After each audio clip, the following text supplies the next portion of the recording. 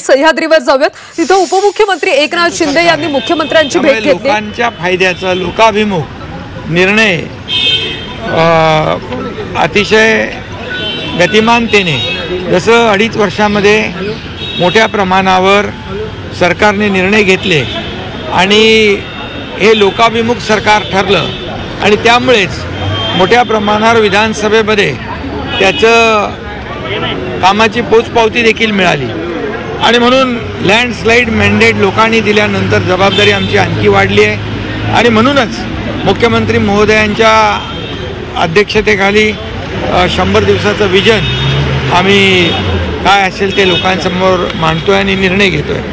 त्यामुळे सर्वच विभागांचा आढावा इथं होतोय आणि याच्यामधून एक विभागामध्ये देखील एक स्पर्धात्मक परिस्थिती निर्माण झालेली आहे. सगळ्यांना वाटतं की 100 दिवसात आम्ही काही ना काय लोकांसाठी केलं पाहिजे आणि म्हणून नगरविकास विभागाची देखील आज होती, गृहनिर्माण विभाग होता, MMRDA होती, महिला बालकल्याण होता आणि असे सर्वच विभाग होते. तर नगरविकासच्या माध्यमातून देखील जे शहरांचे DP पेंडिंग आहेत ते डेव्हलपमेंट प्लॅन ते तात्काळ निर्णय घेण्याचा त्याच्यामध्ये चर्चा झाली. MMRDAच्या माध्यमातून देखील ठाणे बोरिवली जो टनेल होतो आहे त्याला देखील लवकर मार्गी लावण्याचा निर्णय झाला. त्याचबरोबर मुंबईकडे पॉट टॅक्सी जी आहे ड्रायव्हरलेस त्याच्यावर देखील चर्चा झाली आणि मुंबई ईस्टर्न एक्सप्रेस हायवे जो आहे त्याच्यावरची वाहतूक कोंडी कमी कशी करता येईल आणि त्यासाठी काय उपाययोजना केल्या पाहिजे यावर देखील चर्चा झाली आणि एकंदरीत संपूर्ण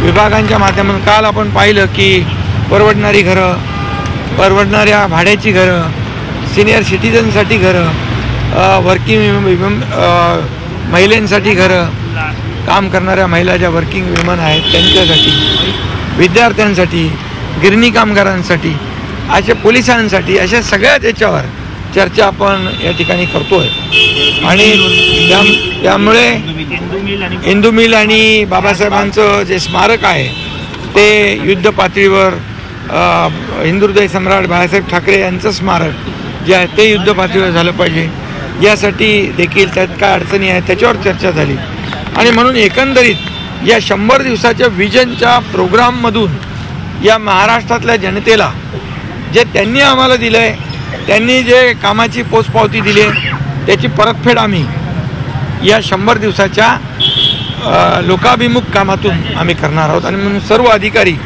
सर्व विभाग कामाला लागलेले आहेत. एक टीम काम करते आहे आणि म्हणून एक टीम म्हणून सर्व विभागाच्या माध्यमातून आपापल्या विभागाच्या माध्यमातून मंत्री महोदय देखील कामाला लागले आणि म्हणून आजची बैठक जी होती मुख्यमंत्री महोदयांच्या अध्यक्षतेखाली ती महत्त्वाची होती आणि लोकाभिमुख होती. मेट्रो संदर्भात देखील मेट्रो 3 आपण 100 दिवसाच्या आत सुरू करतो. मेट्रो 3 आता BKC टू आत्रे चौक वरळी इथपर्यंत सुरू होईल आणि इथून नंतर कुलाब्यापर्यंत जाईल. त्यामुळे हे मेट्रो 3A मुळे 10-15 लाख प्रवासी रोज प्रवास करतील आणि मेट्रो 3 कंप्लीट होईल त्यावेळेस लाखो प्रवासी, जवळपास 25 ते 30 लाख प्रवासी रोज प्रवास करतील. त्यामुळे रस्त्यावरची वाहतूक कमी होईल आणि या पुढच्या काळामध्ये देखील जवळपास मेट्रो 3 असेल आणि इतर ज्या मेट्रो आहे अशा 50 किलोमीटरच्या मेट्रोचं जे मार्ग आहेत ते देखील आपण लोकांसाठी खुले करणार आहोत. त्यामुळे मोठ्या प्रमाणावर एंड टू एंड कनेक्टिव्हिटी मिळेल आणि याचा फायदा लोकांना होईल. रहदारी ही जी वाहतूक कोंडी आहे ती कमी होईल. ठाणे हे टप्प्याटप्प्याने होतील. यावर्षी काही याच्यामध्ये यावर्षी असेल किंवा बाबासाहेबांचं अनुयायी प्रश्न सातत्याने उपस्थित केले जातात. हां, त्याच्यामध्ये 6 डिसेंबरपर्यंत आम्ही सांगितलेलं आहे की कुठल्याही परिस्थितीमध्ये आपल्याला पूर्ण करायचं आहे. हा बोगदा जो आहे ठाणे बोरिवली टनेल याचं देखील काम सुरू झालेलं आहे. 100 दिवसात आणखी ते पुढे जाईल आणि त्यामुळे जे 2-2.5 तासाचं अंतर जे आहे हे 10 मिनिटात पार करता येईल. ठाणे आणि बोरिवली, ठाण्याकडून काम सुरू झालं आहे, बोरिवलीचं जे आहे लँड ॲक्विजिशन त्याचं काम सुरू आहे आणि त्यामुळे या ठाणे आणि मुंबई अगदी जवळ येईल आणि अशा प्रकारचे जे मोठे प्रकल्प आहेत हे लोकांना दिलासा देणार आहे. जसं कोस्टलसारखे, अटल सेतूसारखे, आता ठाणे बोरिवली टनेलसारखे, इथून वसई विरार सी ब्रिज आहे, सी लिंक आहे, तो आपण करतो आहे. या सगळ्यामुळेच एकंदरीत कनेक्टिव्हिटी आणि लोकांचं जीवन सुखकर होईल आणि म्हणून वाहतूक कोंडीवर देखील मुंबईच्या चर्चा झालेली आहे. त्याच्यामध्ये देखील एक्सपर्ट लोकांचं, तज्ज्ञ लोकांचं ओपिनियन घेऊन आपल्याला कुठं कुठं काय काय करता येईल आणि त्या माध्यमातून मुंबईकरांना दिलासा कसा मिळेल.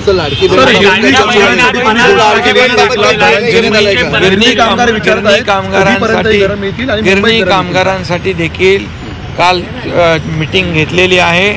आतापर्यंत फक्त गिरणी कामगारांच्या बद्दल घोषणा होत होत्या, चर्चा होत होत्या, परंतु आमच्या महायुतीच्या सरकारमध्ये गेल्या देखील 2-2.5 वर्षामध्ये जवळपास 10-12 हजार गिरणी कामगारांना घरं दिली.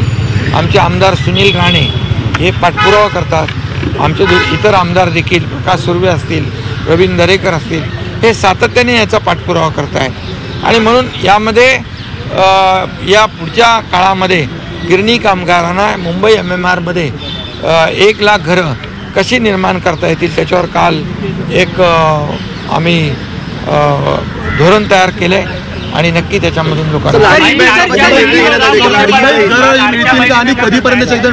अरे बाबा मुंबई कारण कामगारांमधून याच्यामध्ये आपल्याला रखडलेले SRAचे प्रकल्प, त्याचबरोबर रखडलेले म्हाडाचे प्रकल्प, यासाठी आपण म्हाडा आहे, SRA आहे, मुंबई महापालिका आहे, आपल्या MIDC आहे, MSRDC आहे, MMRD आहे, शिडको आहे, महाप्रीत आहे, या सगळ्या गव्हर्नमेंट एजन्सीना देखील आपण पुढे घेतोय आणि म्हणून यामधून रखडलेले प्रकल्प जे त्याला चालना मिळेल. आणि मी पुन्हा एकदा सांगतो, मुंबईकर जो मुंबईच्या बाहेर फेकला गेलेला आहे, या रखडलेल्या प्रकल्पांमुळे त्यांना मुंबईत आणण्यासाठी या योजना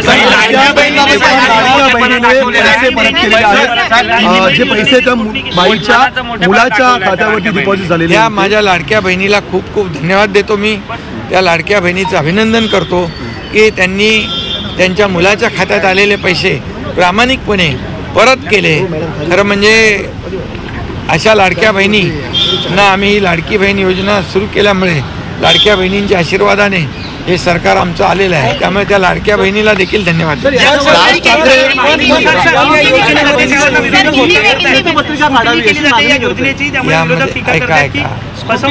विरोधकांना टीका करण्याशिवाय दुसरं काम आहे का? लाडकी बहीण योजना जेव्हा सुरू करत होतो तेव्हाही टीका केली, पैसे मिळणार नाहीत, फक्त हे चुनावी जुमला आहे. अरे 5 इन्स्टॉलमेंट दिले, 6वा इन्स्टॉलमेंट पण आमचा दिला. आता याच्यामध्ये कोर्टात गेले बंद पाडण्यासाठी, कोर्टाने त्यांना फटकारलं, बरोबर. आता सुरुवातीपासून विरोध करतायत आणि म्हणून मी सांगितलं होतं माझ्या लाडक्या बहिणींना, या सावत्रांनी दुष्ट भावांना त्यांची जागा दाखवा आणि त्यांची जागा त्यांना दाखवली. ते विरोधक चारी मुंड्याचीच झाले आणि आता परत म्हणतात की याची. एवढंच मी आपल्याला सांगतो, पात्र लाडकी बहीण या योजनेपासून वंचित राहणार नाही, बिलकुल राहणार नाही. हा पूर्णपणे त्या लाडक्या बहिणींना मी शब्द देऊ इच्छितो.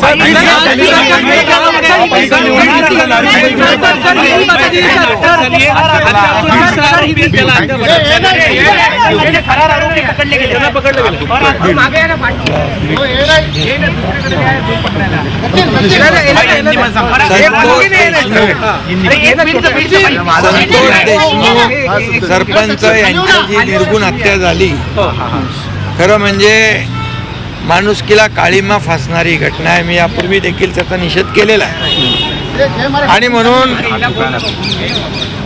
मुख्यमंत्र्यांनी घेतलेले निर्णय SITचे असतील, CIDची चौकशी असेल, ही अतिशय व्यवस्थित त्याच्यामध्ये चौकशी सुरू आहे आणि जे आरोपी आहेत एकही आरोपी सुटणार नाही मी कालही म्हणालो, कानून के हात लंबे होते है, नाक दाबल्यावर तोंड उघडलं आणि फरार झालेले आरोपी त्यांची जेव्हा प्रॉपर्टी सीज झाली, त्यांची बँक खाती गोठवली गेली, तेव्हा ते शरण आलेत.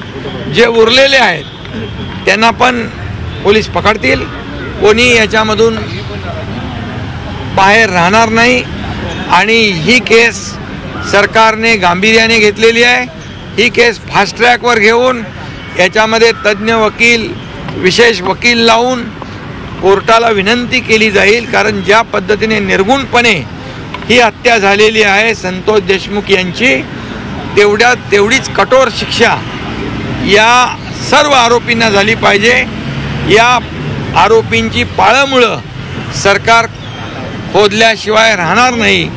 आणि या सर्व जे आरोपी आहेत फास्ट ट्रॅकवर केस घेऊन सरकार कोर्टाला विनंती करेल, अशा निर्गुण ज्यांनी हत्या केली त्यांना फासावर लटकवलं पाहिजे, असा प्रयत्न सरकारचा असा आहे.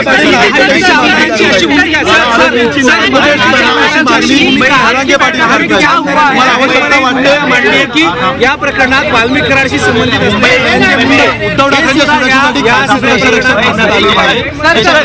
सीआयडी चौकशी चालू आहे. सीआयडी चौकशी चालू आहे. या चौकशीतून जे निष्पन्न होईल, दूध का दूध, पाणी का पाणी होईल. सर, उद्धव ठाकरेंनी खासगी सुरक्षेसाठी आज की मीटिंग जो हमारे आदरणीय प्रधानमंत्री नरेंद्र मोदी जी का जो विजन है, देश को आगे बढ़ाने का, देश को विकसित करने का, विकसित भारत 2047, और इसलिए ये हमारे महाराष्ट्र की भी प्रगति होनी चाहिए. इसलिए हमारे मुख्यमंत्री महोदय जी देवेंद्र जी के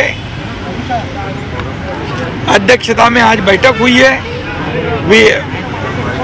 100 दिन का जो विजन है, ये 100 दिन में सरकार के हर विभाग का रिव्यू लिया जा रहा है.